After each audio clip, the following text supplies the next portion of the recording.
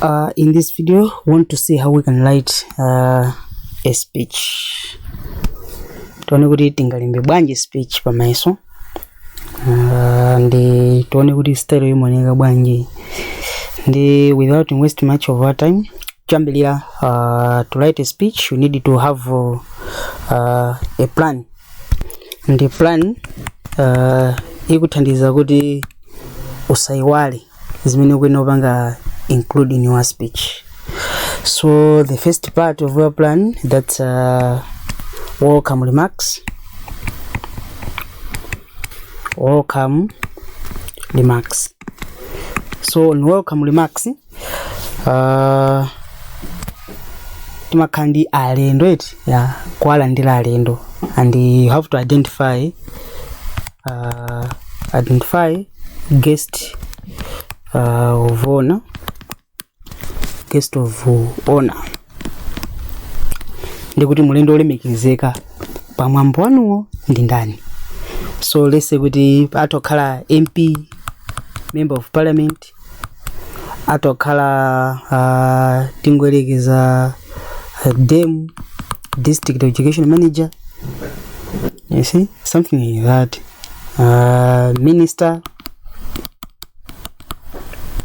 Minister, vice president, or even president are many.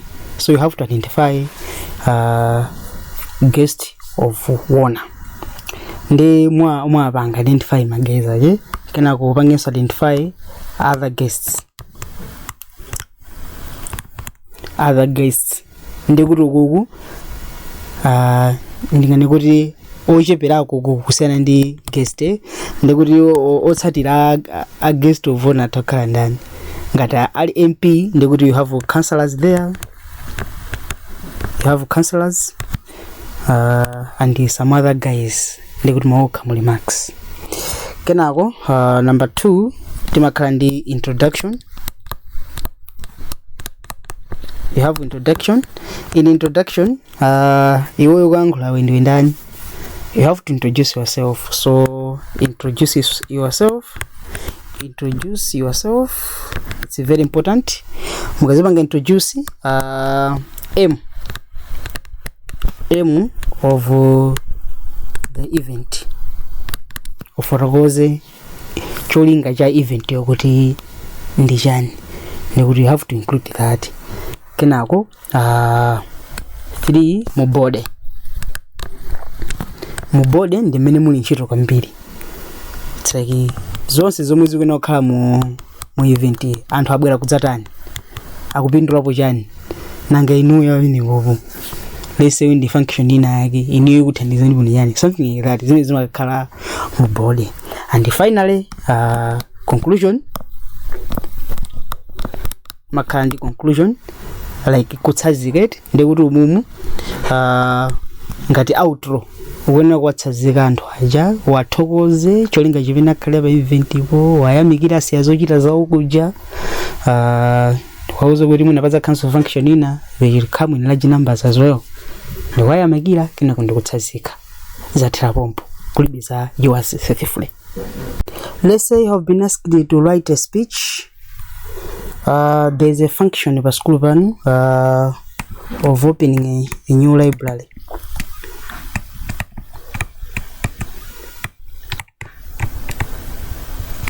Pali function yotsegulira new library, and the amene amanga ndi anthu am'midzi from support from the ministry. Ndakuza kuti as a school prefect write a speech pa function ipo. Mungapange bwanji ndikuti choyambirira you need to have like I said ndilemba ineyo plan here. I'm writing a plan. So welcome remarks, ndikuti I have to suggest kuti mulendo wangu olemekezeka ndi ndani, guest of honor. So apa nditokhala ndi Minister of Education,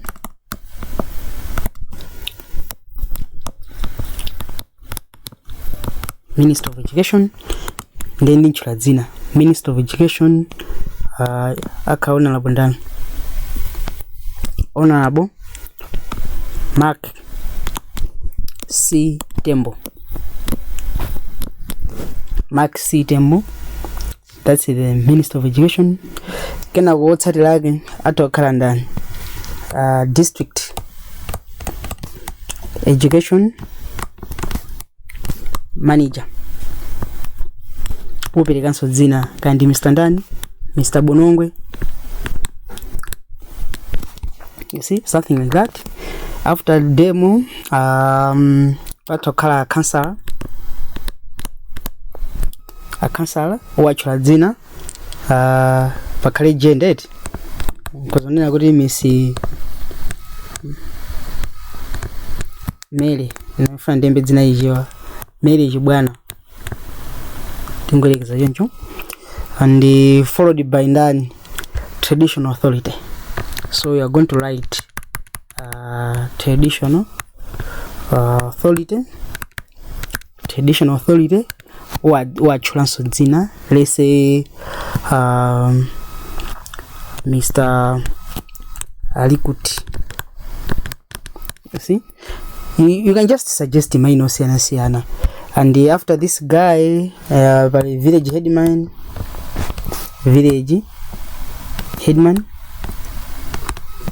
Bandiro,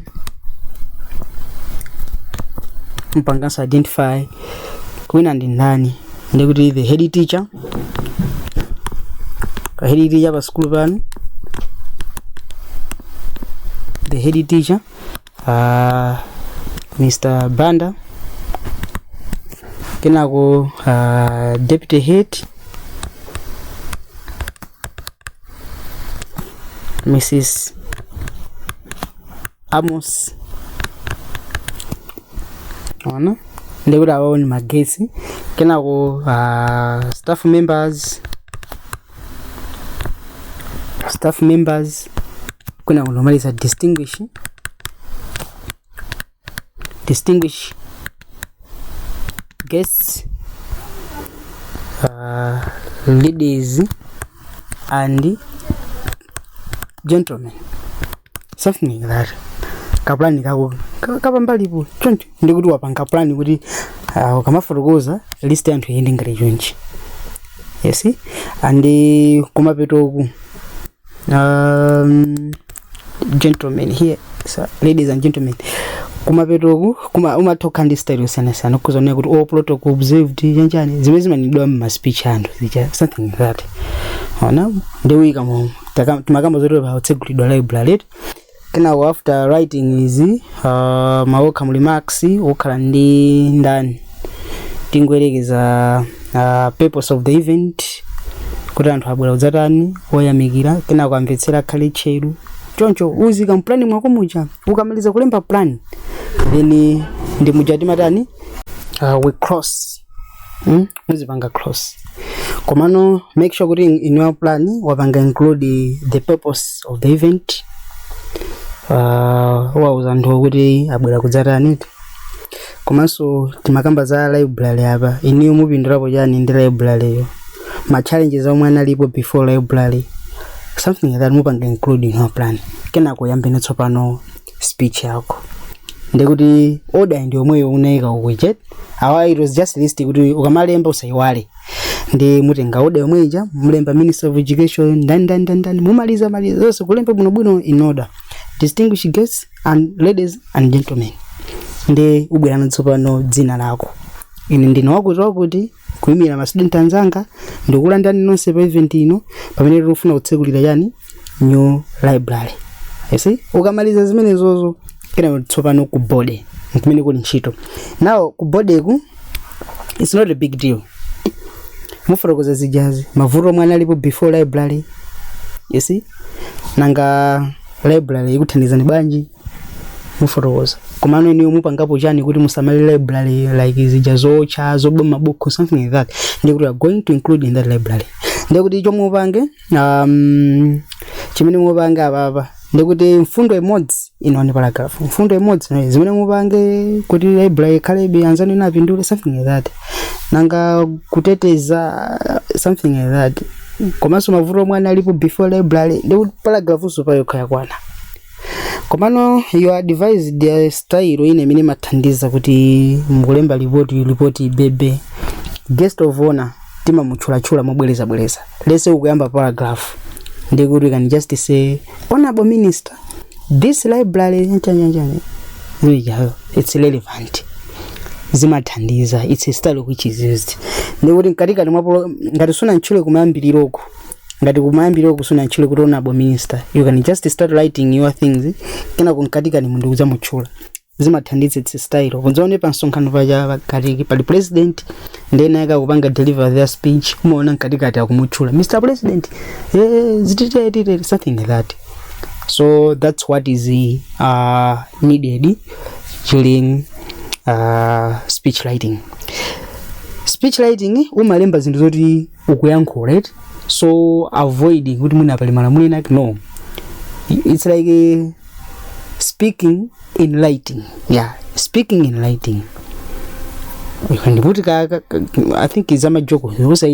Don't joke too much. Things which are relevant. So another style which you are supposed to include when writing a speech, maka ukamatsazika, you can thank the guys which were there kwa mano bothokozapo uyambanso ndi the guest of honor umuchula ngochula awiri atatu ndi wathokoza for spending their time listening to you. Unaona, wathokoza kenako avoid zonena kuti may God bless you at the end of the event, I mean at the end of your speech. Zana kuta thank you for listening, may God bless you. Don't do that. Also onetsa mbali fokongona kuti God bless you, onetsa mbali kuti iwe makhulupirira mulungu. There are some other guys which are atheists, they don't believe in God, you see. So kungothokoza basi kuti thanks for watching, I mean not thanks for watching thanks for listening. I hope next time when you have another event you come in large numbers. Thank you.